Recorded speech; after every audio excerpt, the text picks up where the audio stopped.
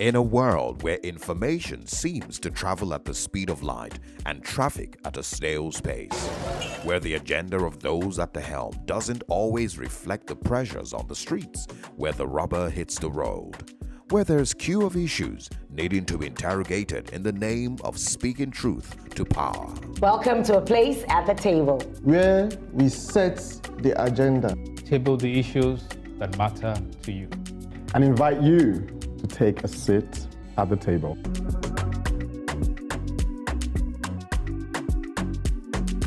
Welcome to A Place at the Table. You can trust me to tell it to you straight, right?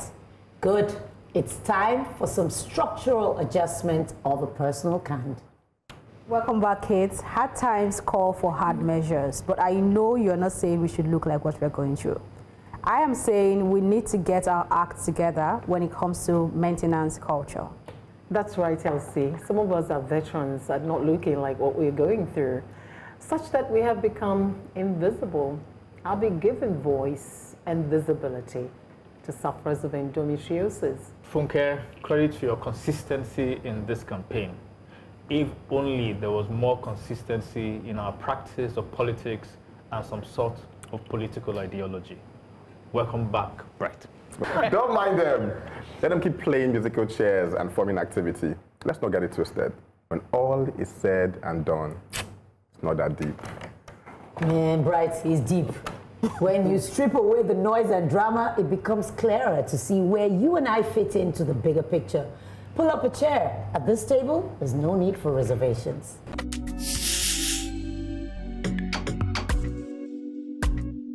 In times of economic downturn, one of the most important strategies for survival is learning how to adjust your spending habits.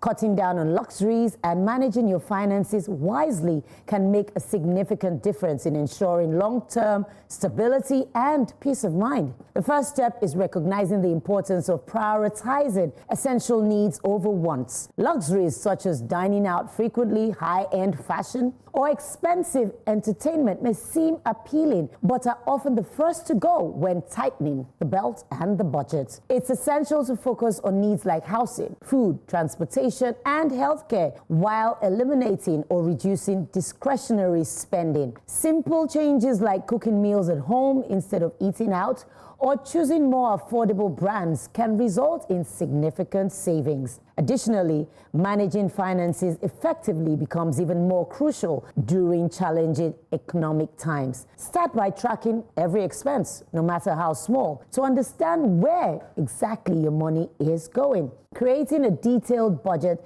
is a powerful tool for gaining control over your finances. By allocating specific amounts for necessities, savings, and even small luxuries, you can ensure that you're living within your means. Building an emergency fund is another vital strategy. Even small, consistent contributions to savings can provide a cushion in case of unforeseen expenses or job loss. Reducing debt should also be a priority. Don't be owing up and down, as high interest loans can drain your finances quickly. In conclusion, surviving in a bad economy requires discipline and a shift in mindset. By cutting down on luxuries and being proactive in managing your finances, you and I can weather economic storms with greater confidence and security. Ninka? I don't understand. I don't think that, I'll find a day where a celebrity is teaching us. The lifestyle course. The lifestyle course. Now you know it's cost. A celebrity is teaching us how to live within our means. See, That is the day. it's happening, It's happening in Nigeria. Anybody that doesn't want to admit it is lying. So over to you. I have no shame in my game. Yes. All right, so a couple of years ago, 2011, I wrote a book on personal finance titled Honey Is in the Budget. And it was a book that was talking about my experience in my personal finance wellness journey.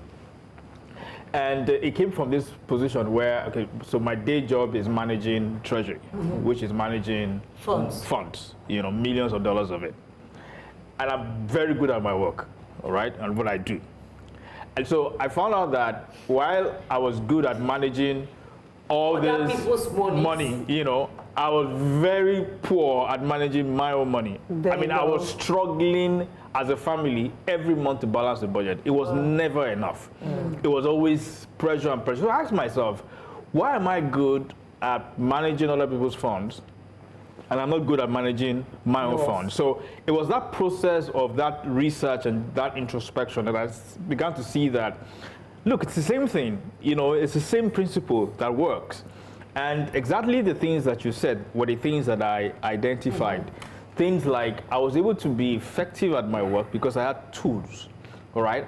Those tools allowed me to be able to build a budget, to track the expenses, get the feedback from the data, from the tracking that I'm doing, that then impacts the decisions that I'm taking in being efficient. So these things, they are not rocket science. It's not difficult to do. People will say, oh, we're in, is it T-pain period?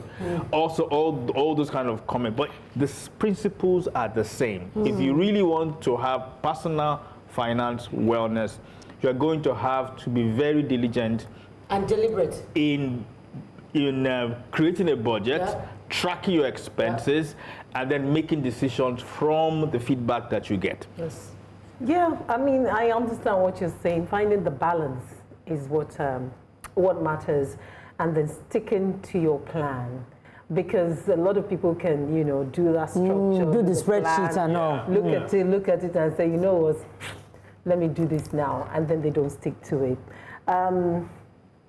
Survival mode is activated. Yes, That's just the truth. That's the truth. And what is missing, Kate, from your monologue is the Ashwebi factor. You are in the spirit. That's the first thing to go. This January, I told myself, no unnecessary Ashwebi. So no Ashwebi if you are not immediate family. Because the price can be insane. See, I hear they are charging dollars now for Ashwebi. Yes. And then you wonder, you're going to wear that dress for a day. Just once, because then it becomes dated. Yes. So for us women, this is the time to cut down on Ashwebi. Today's fuel is 800 and something. 860. Tomorrow, you hear that the landing fee has changed. And so I feel for those who pay school fees because they have to deal with that. Yeah. And then they have to deal with this constant change in, like all of us, in fuel prices. And then the food stuff. You see, the other day, Elsie and I were having a conversation. She said to me that Actifed is now 12K. Did you say that? And I went like, Actifed. Actifed. Ordinary Actifed is 12,000 naira. Just pray not to fall ill in this season. That's just it for me. Elsie. Okay. A deep sigh first, eh? The Ashwebi thing has never been there for me, ever. I mean, I'm not a fan. I think that, there are very close family members that you probably do not have a choice. And most times, if you check well, you get it for free from those kind of family members. Yeah. Those who make you buy it, you really can't say no and move on with your life. So it's not even there to move away from, for me, first of all. And then the shift in mindset that we need to have. Have you got to a point where you are shifting this mindset, shifting it, you're not looking like you don't know what you're doing anymore? I feel like that's where we are. Because before we came on, I was talking to him about he was talking about how he has been able to cut expense and all. And I said, realize that it's not like you stopped working. You did not retire. With the same amount of money you have been making, and suddenly it's not enough to just fund your basic lifestyle, not even excess, right? So as much as I understand the personal financial tracking tool and advice, it's difficult to balance the book that was even already balanced. Talk more of someone who is then saying, in this tough economy, let me start learning how to track. You will track, the finances will start tracking you. So it's difficult, but like you said, we can, it's not, I don't even know how to put it. It must be done, It Elsie, must be done, because yes. Cut your coats. According to the material, not your size, though. It's material at hand. But I think one thing I would say, just eat food first. Eat food so that you have energy. Just eat. You'll be fine. Right. I just got back, from the Americas, from the Trump nation. As you all know, just the way I'm dressed up today, you know that I represent a particular generation of young men. And women. And this topic, this is young men. Only men. This one now, this particular thing I'm about to say, is young men. Well, I'm going to start with a song. If you like pity this boy, every day now billing. Whether we like it or not, right? We're going to eat out. As young people, especially young men, we work hard so we can live a certain kind of lifestyle. And at the same time, there are demands. Yeah, I mean, there's no way you go a whole month. Responsibilities. You go a whole month and you're not like, you know, especially if you're not in a relationship, that's not even hard pass. You have to now start going out on dates and stuff. These ladies are not making it easy for us. Even if we want to cut down, but that means we're not going to go on dates. Because they'll be picking the restaurant that they want to go to. There's something I actually heard recently. That restaurants now will go and hire Instagram influencers, right? And tell them that bring the guys who will give you a percentage of whatever you spent. So when they'll tell, I mean, you're talking to a girl's DM, like, hey, what's up now? How you doing? It's like, yeah, I mean, you want to go on a date? Yeah, they'll tell you the particular restaurant. You go there. The other things that is crazy, but because you don't want to fall your hand, because on your IG page you're already a big boy. Do you get what I mean? You're forming big boy. You're not a big boy, really, but you're forming big boy. Then before you know, 1.2 million naira on top of what? On top of drinks. On top of what? Do you understand? Actually, I never like, oh, it's nice. He's really representing a set of at the end of the day, what happens? A percentage of that money goes to these babes. Women need to also help. I get you now. Yeah, literally. It's happening. The women? It's happening. So, my point is, if we all understand what's going on within the system and the economy, we need to be fair to each other. Yeah. If we say, if a guy likes you, right, make it easy. Don't come and be telling him. Make it easy so that you say she's cheap. Because he can't say no. Do you understand? I mean, you know what I'm saying. You get it. He does not. No. This one has to Don't let him very easy. Take him. I mean, pick a restaurant that is affordable, at least, or a day, or a movie date that will probably spend like maybe like 25, 30K. Why can't you plan the dates? Are you not a man? Give him. We all know the saying. This boy. Cut your coat according to your size. Bride, cut your coat according to your finances and your material. Yet, how many of us are accustomed to wearing oversized clothing? Kids, it may be a case of wrong priorities. We spend beyond our means and neglect to invest where we should.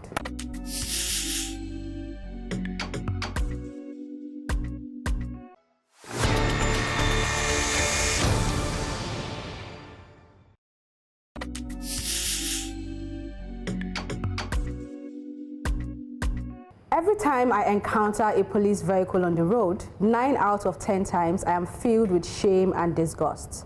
Not because I dislike the police, far from it. I am disgusted by the sheer neglect and deterioration of the Nigerian police force's accessories. Their appearance could never command respect. It is so bad that when I travel to other countries and see well-kitted police officers, I beam with excitement. Something that should be the norm has become an exception in my poor eyes. Vehicles, kits, helmets, and vests donated to the Nigerian police force by state government, the private sector, and the NGOs sooner rather than later become an eyesore. Nigeria's lack of maintenance culture runs deep, seeping into every aspect of our society. And the truth is, it is not just the government or public institutions, it is us, the people. From our homes to our businesses, we rarely prioritize upkeep. We wait for things to break down entirely before considering repairs, if we even bother at all. Driving from Lekki to New Central Studio in Ogba, Lagos, I see traffic lights that no longer work or function only partially. On the federal level, we have FEMA, the Federal Roads Maintenance Agency, which has a 64.88 billion naira budget for 2025, with an overhead cost higher than its capital cost. But that's a conversation for another day. On the state level, Lagos, for example, has the Lagos State Public Works Corporation. Yet, Lagosians continue to spend a significant portion of their lives stuck in traffic, thanks to poor road conditions caused by lack of maintenance, among other things. The NPF, whose site sparked this advocacy today, has a maintenance division within its logistics and supply unit. This division is tasked with maintaining and managing police buildings, quarters, and equipment, and procuring various materials. Yet, different offices are failing at their jobs. what police would usually arrest citizens for is written all over their vehicles. And beyond them, are we as individuals committed to maintenance and excellence? How do we rise beyond the glaring cases of mediocrity? Like you just rightly said, what the police arrest the citizens for is glare all around them. Is it the rickety vehicle or the unkept uniform, the just general disposition? And just, I mean, when we're coming, you see, if I find us water, you know, I want to respect our police force, but there's so many things working against them. Even the places where they live, it's squalor. How then do you want to accord them any respect? I don't really blame them for how they behave, but then again, I blame them because you should want better. You deserve better because you're actually providing a critical service. But then it's like they agree to all these things and their bosses on top just keep using the other ones as errand boys. It's just a shame because if you don't respect yourself and respect the authority that you carry, no one's going to respect you. And with every critical area in this country, law enforcement and our structures deserves the best. Deserves to put their best foot forward. Why are we still playing this kind of, we look tacky in 2025. We look tacky at best. We look tacky. For the police, I remember one time I was in Dubai and I asked someone to take a video of me, and he was a policeman. I was just standing, like wasn't doing anything, right? So I was like, oh, can you please take a video? He's like, I can't. And I'm like, why? It's like, because I'm not supposed to do that. I'm like, but nobody's here. And he's like, look around, the cameras everywhere. I can't do that. I'm like, okay, I understand, right? So first of all, if we have structures in place that hold people accountable, certain things will not be done, regardless of whatever it is that's happening within the structure. Now, also, let's go back to the structure itself, right? The compensation of police, the lifestyle, how much money these guys earn is literally not enough for them to be able to even feed themselves. Okay. When you look at these examples that you gave, you go to the UK, you go to the US, they're paid well. Police are blue collar workers, they're paid very well. I went to see my brother's kids, and I was asking the wife, why don't you have nannies? Like, bro, a week, you're spending more than like $3,000 for nannies. And I'm like, what? 3K, that's like, what, 3.5 million here? If you have 150K, 250K, you get nanny for the whole year. Just what I mean. So when you look at the way the compensation, the societal status of people within that space, there's nothing to write home about. So they need to find other source of income. And that's why they would look for a way to find the faults on what you're doing so that they can take from you. So I feel like the first thing that needs to be done is pay them well. Pay them good enough for them to say, you know what, I am loyal to the system. Right? And then put structures in place to make sure that everybody's held accountable. And it doesn't have to even be public sector. It can actually be private sector. You can start to say, okay, get approval from the government and put cameras everywhere so that people can be held accountable. And anything that we see, it goes on social media directly.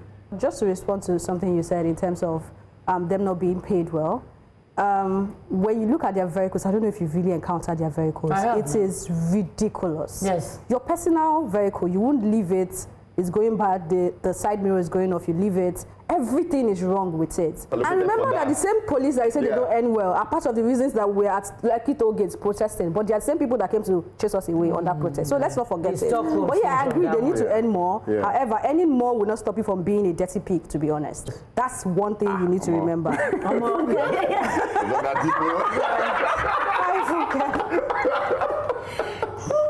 For me, I just wish our legislators would mind the needful instead of the circles that we find them engaging in. Clowns. Sorry. I know that they can change some laws to make them work more. And I know that there's a rush of amendments of the Constitution, bills on the amendments of the Constitution lately. The point I'm making is we can change this from the very foundation. Just as you said, if you're not maintaining, you give me a vehicle, you do not give me the budgets to maintain them. Am I going to maintain them from my own pockets? It doesn't work like that in a civil service. Absolutely. So if you are not making provision for maintenance from the top, we're going to keep seeing rickety vehicles. And then for those of us who are the citizens minding these public institutions, it is our prerogative to, and I've worked in the civil service, I understand what I'm saying. You can write and write and write and nobody will respond to your memo about fixing something until it explodes and a fire incident occurs from it. But the point I'm making is it is the duty of the legislature and the executive to create a culture. If they don't create that culture and are not committed to maintaining, nurturing that culture, we're going to continue this way. How can they create this culture? As I said, you've given me cars. Let's use the Nigeria Police Force. You've given cars for security. Where is the fuel money? Where is the maintenance budget? When is it that the cars, whether anybody likes it or not, goes in for maintenance? So you have, take Lagos State for instance. So you have the Lagos State Security Fund that is, this arrangement where government, private institutions, and individuals contribute money basically for the security of the state. And most of this money goes to kit the police. And you can say that the relative success we have in security in Lagos is because we have this fund, and billions of naira has gone to this fund. So a lot of those vehicles that you're talking about that you see on the road are actually donated by the Lagos State Security Fund. Right. So they are private sector funding that goes in, that is donated to the police, and then they're left to do whatever they want. So the problem that happens thereafter is that, yes, there's a budget for maintenance for the police, but we know the institution itself is corrupt. So those monies find a way somewhere. And then the individual police stations, because those vehicles are assigned to different police stations, then have to maintain those vehicles by themselves. They have to fuel it, they have to take it for regular maintenance, and we know that these people don't have the capacity to do it. In a regular organization, when you buy a car, you have to amortize it or depreciate it for 4 to 5 years. So in the books, you're looking to replace that vehicle in 5 years. So you're factored in maintenance and all that stuff, so that in 5 years you replace these vehicles.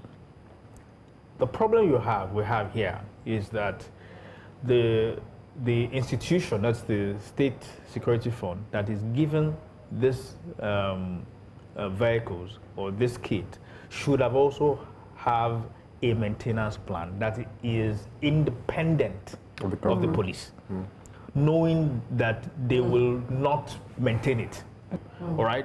So the other thing I want to talk about is the whole maintenance culture thing. It goes beyond the police. Yeah, it does. Sometimes just even tenants, all right, in renting a house. Yeah. And when they leave that house, or you go back and see what they've done to the house, One of my friends, she wept. you wonder that, When they left her house. why are Nigerians, like this? Yes. You've heard of the saying, don't judge a book by its cover, right? Well, take it from me, you can tell a lot by the content of a book by its cover. I agree with you, Elsie. From a 3-time author, it's true. The cover of a book is as important as the content.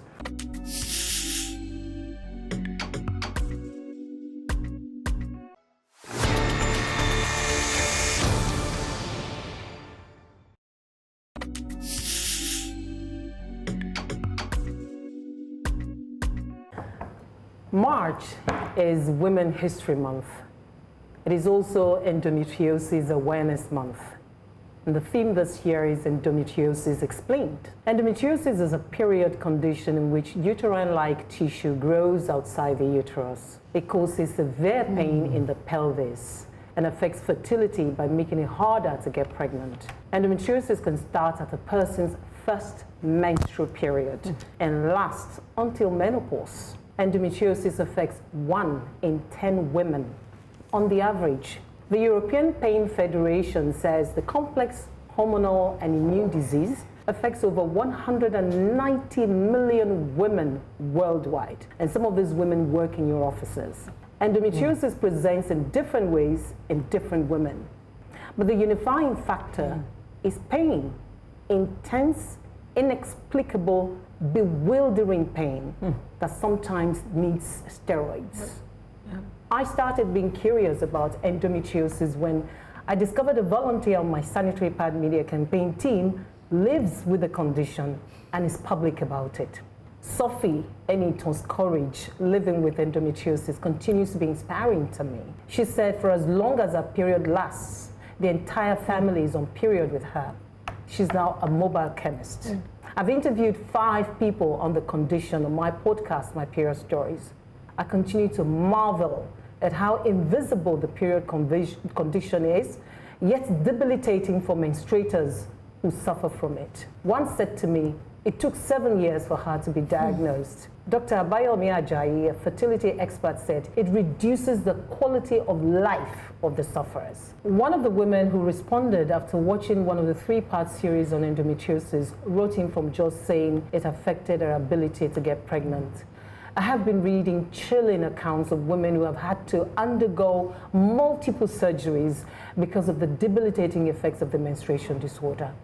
In conclusion, I give voice and visibility to this cause. Again, be endo-aware. Of all the things in the world that women go through, menstruation comes with the least empathy, yet it is foundational for pregnancy and childbirth. According to Fawale et al., 2015, endometriosis is fairly common among Nigerian women. Show more empathy to menstruators in your space. Have a workplace policy and stop jeering at women's pain. Because something is regular doesn't mean we should normalize it. I think that's where it starts from, because period is we see period as part of the women process. We just normalize it, and they're used to it now. You can never be used to pain, no matter how it is. It's just, you can never. So I think that there needs to be more education, especially for men. And that's one thing, and this has to start from the early stage. Right, just the way women are being taught, I mean, young girls are being taught about their period and the processes and all of that. They should also focus on teaching men about that too, so they can know how to take care of these women, because our responsibility to take care of women. I've never heard of it before, right? And so imagine how many young men out there, even old men, Yinka, do you know about it? Yinka knows her. No. Okay. I mean, You've never heard of it? I've never heard it. This is the first time. Exactly. Wow. So We you need a see, lot more you see what I'm saying? awareness. I think there has to be more education, more awareness. Thank you for what you're doing with your podcast. I think more men should listen to podcasts like that. Like, don't just research about finance and how to make money, which is what something. Or take girls out. Yeah, like me. brides. Thank you. Yeah, to expensive places. Very important to add That's that. right. Are you throwing Yeah. shots at me though? So like listen to what these women are saying, listen to their processes, listen to the pain that they go through, because if you understand that, then you'll be able to provide some kind of solution. So even if it's not physically providing a solution, but you'll be able to kind of have some kind of empathy. If you're a CEO, you're able to create a structure where this thing is considered, right? Okay, before you employ somebody, get their medical record, understand what they might be going through, so you can adjust your system to fit into that, right? Thank you. Thank you so much for. Thank you so much for saying what you just did. It also speaks to what I said last week when we were talking about menstrual health, and I talked about how the pain women go through during menstruation is not factored in when we talk about absenteeism in school or at work, right? But I want to highlight what you said here. Be aware of all the things in the world that women go through. Menstruation comes with the least empathy, yet it's foundational for pregnancy and childbirth. I want to add that it's foundational to even the well-being of a woman. I'm not trying to have a child. I'm not pregnant, right? But I know what I've had to go through. I've had to do a surgery, fibrous surgery, right? I've had to, I still bear painful menstruation and all that. And I don't even have to, I'm not trying to get pregnant, you get what I mean? So even in terms of your well-being, when you have an issue and you're having maybe acne, you're not looking as good as you used to do, the glow that we know about is going, right? Sometimes when you go to the hospital, you actually need to go and do a checkup. It's probably hormonal imbalance.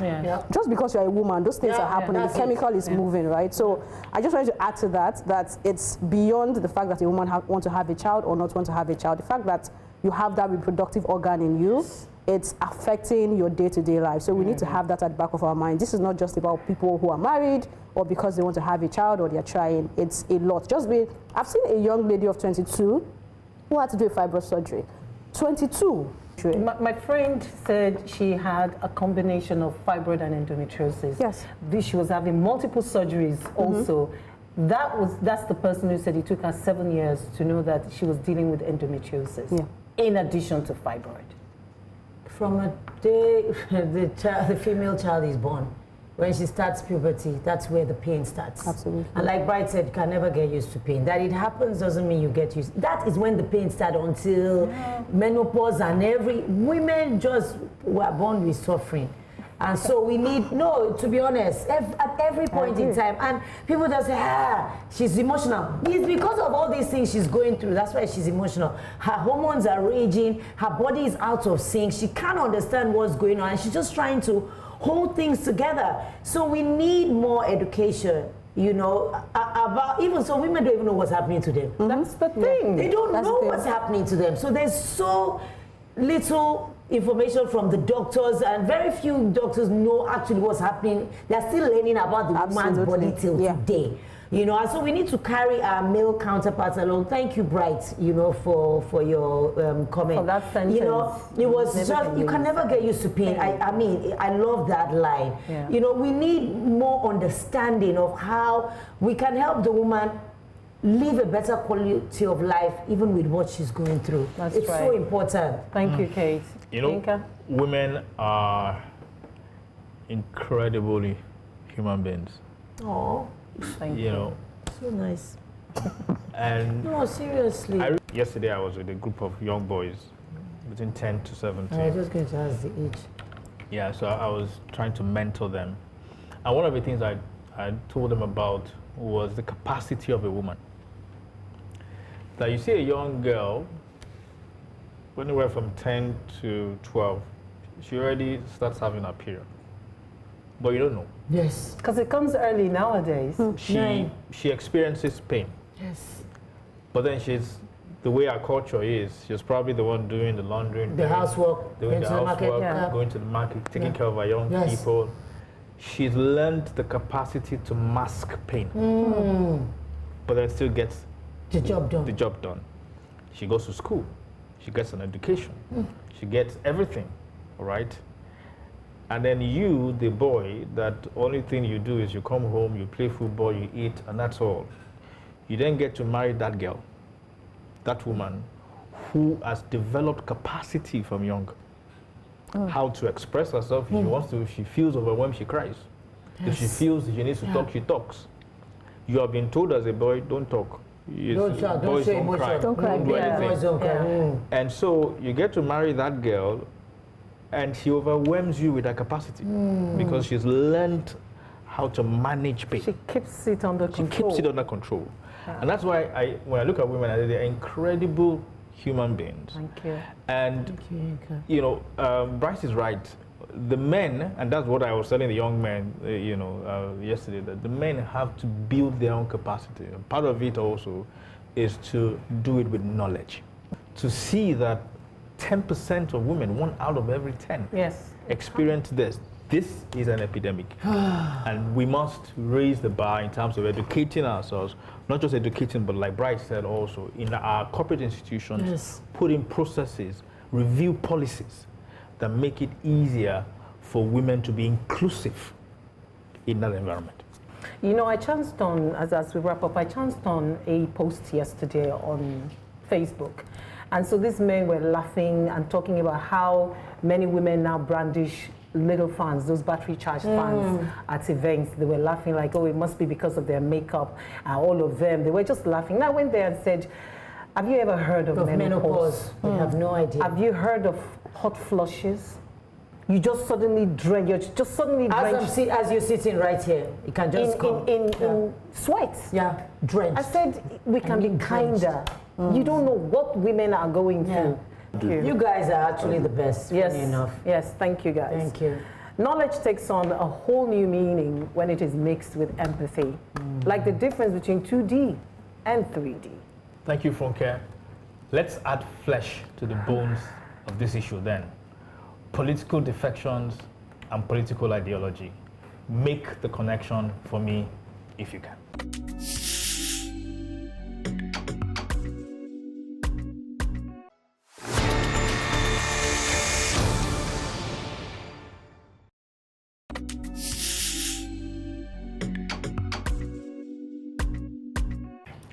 Recently, the former governor of Kaduna State, a founding member of the APC, Malam El-Rufai, defected from the APC to the SDP. He claims to be seeking another political platform to pursue the progressive values he cherishes. Cough, cough.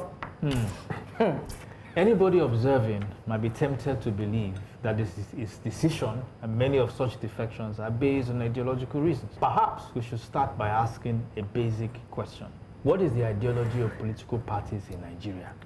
Are they conservative or liberal? Do they believe in socialism or capitalism? Are they leftist, rightist, moderate, center-left or center-right? It might sound naive to ask these questions, but when you consider a political history, you'll find out that pre-independence, political parties, even though they were regional in nature, had political ideologies.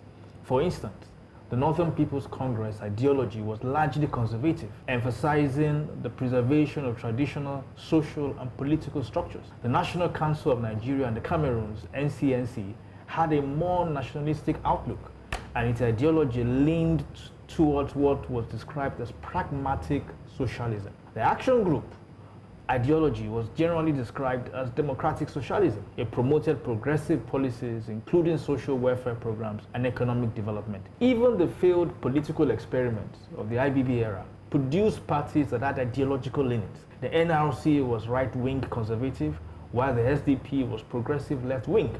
So again I ask, what is the political ideology of the APC, PDP, SDP, NNPP, and the Labour Party? The truth is that while they operate within a democratic framework, the strict adherence to clearly defined ideologies is at best less pronounced and worse, non-existent. They are in reality just a special purpose vehicle for the capture of state power. Nothing demonstrates this more than the weekly news of one political bigwig defecting from one party to another. These individuals possess no political ideology. They stand on no principles, and the only thing of value they believe in is a route to power. If we must have a strong democratic foundation, then we have to build ideologically strong parties with principled people to run them. I don't think they have ideologies. That's for me. I don't think they do. It's just whatever vehicle, like you call the special vehicle, to get them to the office. And then when they get to the office, they start asking you, do you know I'm the senator of the Federal Republic of Nigeria? I'm a sitting senator. I'm a sitting senator, you know. So the parties have adopted a structure that doesn't understand leadership, right? So there was time we were talking about the fact that, I think it was last week where we were encouraged to get into political parties, or is it this week we're talking about it? Get into political parties, right? But the idea is when you get into these political parties, you're supposed to then influence the people that come out finally as the candidates, right? However, right now, that is not a conversation. It is whoever they give us. If they give us A and B, we have to choose between the A and B while we are still battling whether our votes count or not, right? So even with the limited options, we are not sure the votes are what is speaking for itself. So I don't think they have an ideology. The man you mentioned who is moving from one party to another, I don't understand what he's looking for. I don't know if he thinks that what he has said would sway. I mean, I guess it sways people because a lot of Nigerians can be quote unquote gullible, right? But if you look at the trajectory, look at where he has come from, the parties that he's been part of, the roles that he has filled, then I think it's beyond going to conferences, international and local, and saying the things that we need to hear. It's also about what you have done and the track record. Okay. He said it, meaning it's over. You asked what they have in common. I put here zilch, exclamation. I said, nothing. Then I said, united they are in greed, selfishness, power, drunkenness, which has absolutely nothing to do with the people. I said the P in all of them, personal interest.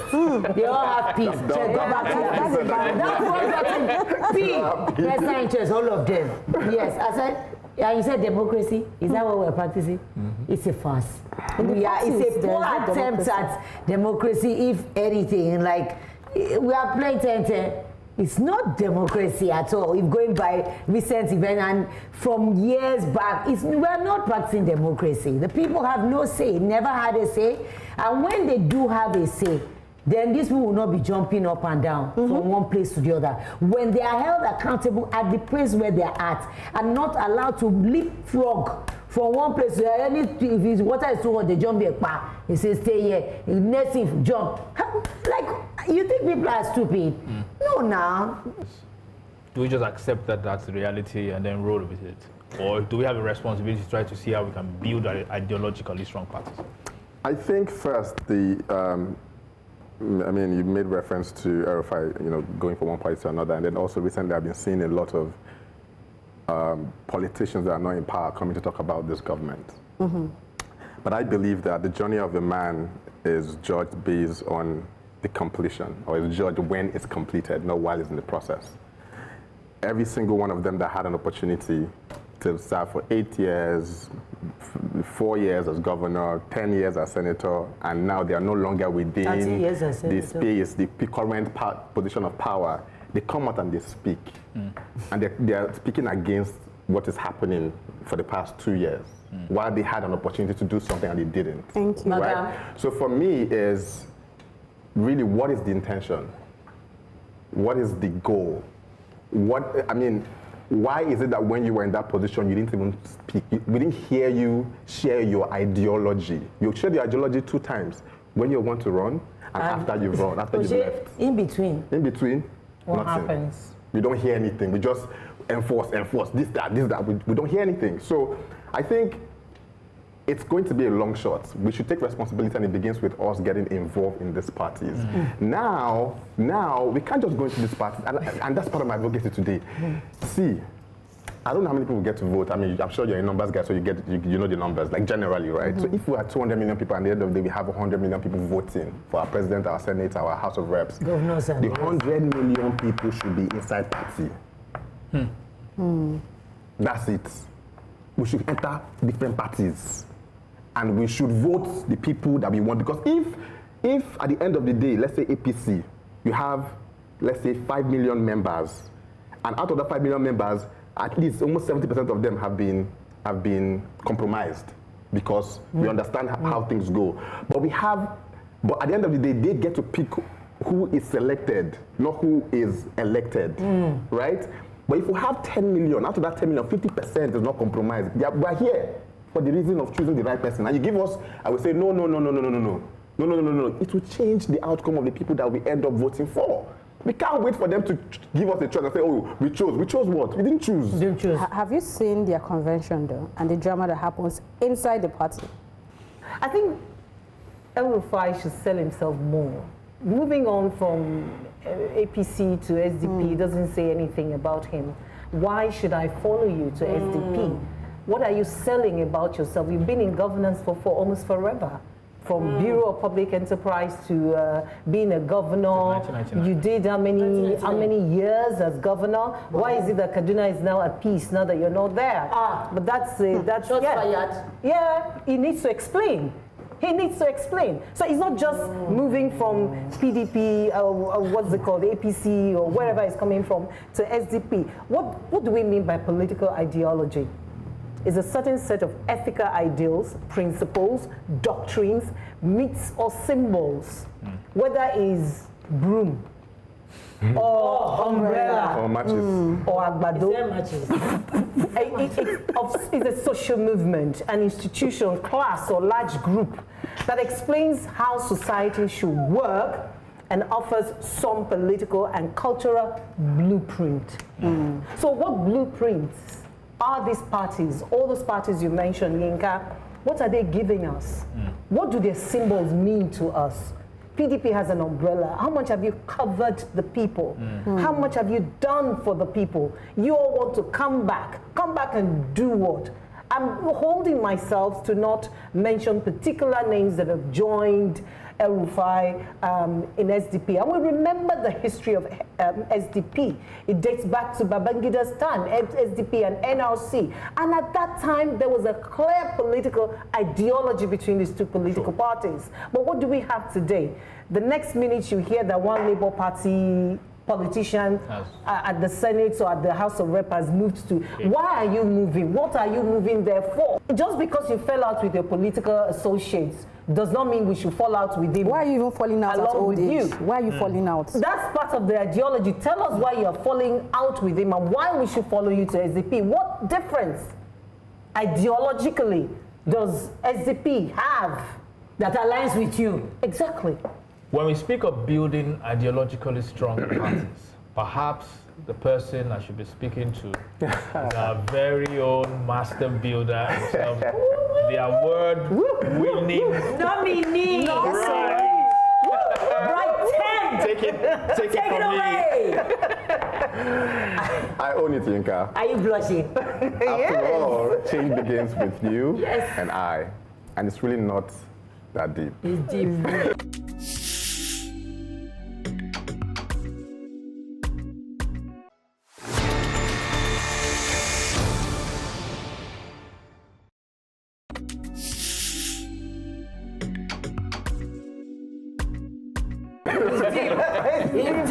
It's really not that deep.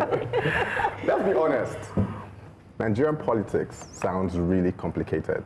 Confusing titles, slow processes, old faces, and systems that feels like it has nothing to do with our day-to-day lives. For Gen Zs, as I'm representing today, it's easy to check out. But what if I told you that politics affects your everyday life, even when you're not paying attention? The cost of data, that's politics. The bad roads, politics. The strikes in school, the price of fuel, the policies that shut down your favorite apps, bruh. Politics again. Let's break it down. Nigeria has 3 arms of government: the executive, the legislature, and the judiciary.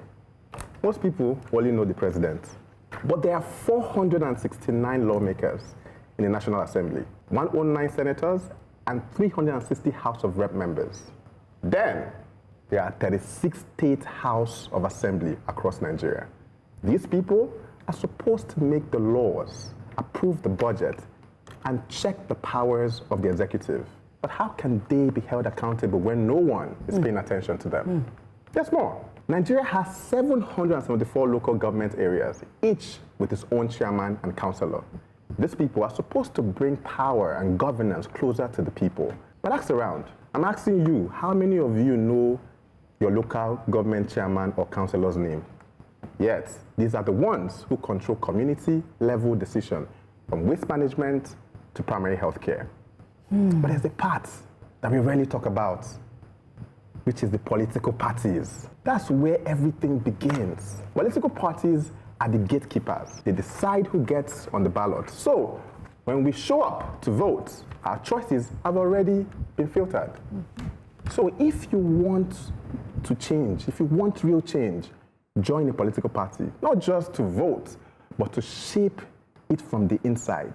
Imagine if millions of young Nigerians join a political party, not to play politics as usual, but to change who gets to run in the first place. What if the next generation of leaders weren't handpicked by the old guards, but chosen by people like you? So, the next time you say, I don't do politics, what you're actually saying is, I'm okay with letting someone else decide everything that affects me and my future. Peace. You know, hold on. Your advocacy is self-explanatory. I don't even know if I can add anything inside. At the end of the day, there's a young man on social media, Roms. He's been running videos telling young people, local government election is coming up soon. How involved are you? Do you know who is running? Do you belong to a particular party? How invested are you in knowing that from local government council, those ones, they're just under, they're just, Eating. You know that rat that'll be eating small, it'll be blowing you breathe. Choo, choo, choo. That's how they are, all those ones under. The low-hanging fruits government officials, they are just getting a pass. Everybody's focusing on the up. Meanwhile, under, they've stolen the shoe, they've stolen your fruit, they've taken the seed from under your bum. So we need to bring our eyes down so that we can walk the path to where we're supposed to be. I was on Fumi Yoda's show. That's a long time. That's decades. No, it was recent. I think it was like. Okay, that new one. She has this like a town hall thing where she brought young people. I know that one. And so I was a guest, and one of the young people in the audience asked the question about how can they make change, in the political system. And my answer to him is that, number one, is that the Nigerian young person, or the young people in Nigeria, must first educate themselves about governance. The problem we have is that there are a lot of young people who have no knowledge. No clue. No knowledge. Now, you said your advocacy, and then you said there are three arms of government, all right? There's this, there's that, there's that. We need to first, educate our young people to say, look, take time off TikTok and IG and some of these things, and pay attention. Content creation. Okay, pay attention to, governance. There was this video of this young lady that started this 30-day challenge or whatever. Okay, right. Interesting. A lot of, I give her a lot of, I give her a big A+ for energy and effort, but a big F for knowledge of governance. The legislature is where laws are made. And the things we were talking about in the previous segment, about which you were saying that, okay, if we're able to, get to change the laws and everything, if the people of like minds like you and I are not in the legislature, senators and House of Reps, you cannot do anything. The Electoral Act will still be an electoral act that will make sure that this category of politicians we have keep replicating themselves. Particularly, I like what you said. I'm going to reiterate it. You said political parties are the gatekeepers. They decide who gets on the ballot. So when you show up to vote, our choices have already been filtered. Yeah. Yes. Which is why we need to redirect our young in content creation to begin to create content about politics. You talked about federalism. What do they even understand what that is? Federalism is federal government. Which is why all the attention, as Bright has made brilliantly that point in his monologue, that is why all the attention is on the federal government and the president, when we have a lot of other people that are contributing to where we are, but they get away with blue murder as it is. Then again, there are young people in the legislature, actually. They are there. I remember that the Speaker of the Oyo State House of Assembly is actually quite young. I've met him. Right? A young man, yes, I've met him. I know that the former senator from Lagos has a son there, Ogunlewe, I think. There is the former Ghanaian ambassador in Ghana, whose son represents Etiosa. Oh, really? Tall, fine man like that. That's how I describe him. The thing is, we have the young people there, but we are not feeling them. They are not enough. There's not a critical number. Whether they're enough or not, they're not representing their demographics enough. But also at the same time, come on now, the system is so corrupt that a tiny few cannot just change it. And in some cases, if you cannot beat them, you join them. That's exactly what's going on. So if you have 3 young people and you have like 35 or 75 older people, what do you want me to say? They're like, shut up, you're a small boy. Shut up! Shut up! Shut up! Politics is never going to be a majority conversation.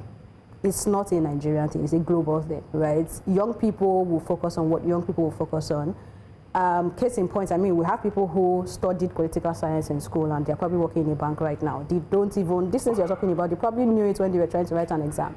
Right now, they know nothing about it. So we need to understand that. But I also want to give kudos to Kunle Lawal and what they're doing with Electoral College. They break down these things I know for people. They have loads of people join their sessions to understand this whole arms of government and all that. However, the young people that are there or that have gotten into politics, what they do is not something that encourages anyone to want to join politics. Wow. I remember when, I can't remember his name now, but it's supposed to be the national youth leader for APC or something. We have young people in these political parties, but what are they there for? They are mainly used as tools for ballot snatching and ensuring that against their own people. Yeah. So what exactly are they doing there? Like, how do we get into these places and ensure that our voices are heard? Because what you will see happen is someone like me who, yes, I've seen a party that I feel like, oh, maybe I like their candidate, let me join. And you go in there and see their structure. You see that there is no democracy inside the Democratic Party that's supposed to give you a democratic government. Right? You know, I asked you earlier and I said, have you seen what happens at the convention? You didn't get where I was going to. Even the convention to give you the president or who the candidate is going to be are rigged. So you see the corruption that is happening in the general governance is happening in the same political parties. And I like the word you use, influx. If you're going to get influx of people, it has to be a significant number of people. Well, how do we find that significant number of people? It begins with awareness. It begins with this kind of conversation. It begins with what you said. I agree, which is knowledge and all that. Content around that space. It doesn't just happen because you interested them enough for them to want to take part. See, let me tell you, I don't believe. If young people in Nigeria can come together and protest for NSAS in mass, what are we saying? Understand the fact that the system was affecting a lot of people. A lot of them. We would live in a time where young people would come in mass. I agree. Remember that process to protest. No, for me, protest to understanding policies and governance are two different things. You're right. All I'm saying is don't say never. Yeah, Failing to engage means we're letting someone else decide our future. Are you okay with that? I'm certainly not. Join us again, same time next week at the table where we take the office of the citizen seriously. Till then, peace in the Middle East. Bye from me. I don't know how they're doing in the Middle East.